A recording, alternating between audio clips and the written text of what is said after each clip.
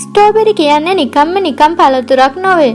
රස ටිකක් ඇඹුල් රසයට හුරු වුණාට අත්‍යවශ්‍ය පෝෂක රැසක් අඩංගු පළතුරක්. ස්ට්‍රෝබෙරි හදවත් රෝග නිවාරණය කරනවා.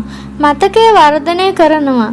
ඒක අපේ පාසල් යන දූල පුතාලට ඉතාම හොඳ ආරංචියක් වේවි. ඔබේ ප්‍රතිශක්තිය වර්ධනයට සහ ලස්සන සමක් ලබා ගන්නත් උදව් වෙනවා.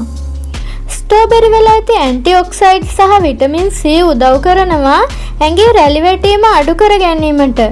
ශරීරයේ බර අඩු කර ගැනීමට උපකාරී වෙන්නේ ස්ට්‍රෝබෙරි කැලරි අඩු ආහාරයක් නිසා. හිසකෙස් වැටීම අවම කිරීමට එහි ඇති folic acid, vitamin B5 and vitamin B6 උදව් වෙනවා. ඔන්න ඔය දරුවෙක් ලැබෙන්න ඉන්න අම්මා කෙනෙක් නම් මේ කියන්න යන කතාව ඉතාම වැදගත් වේවි.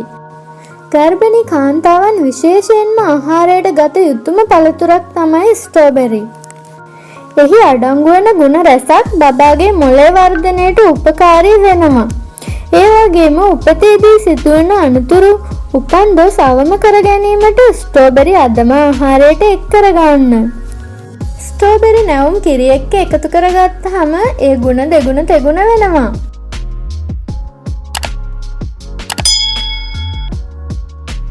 දැන් මම කියලා දෙන්නම් ස්ට්‍රෝබෙරි ඉතාම රසට පිළියෙල කරගත හැකි එක ආකාරයක් ගැන.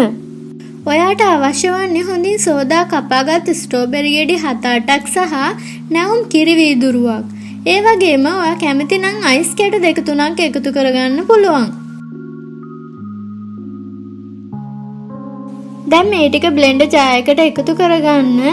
ඊට පස්සේ විනාඩි 3-4ක් හොඳට බ්ලෙන්ඩ් කරගන්න. සීනි එකතු කරගන්න එපා.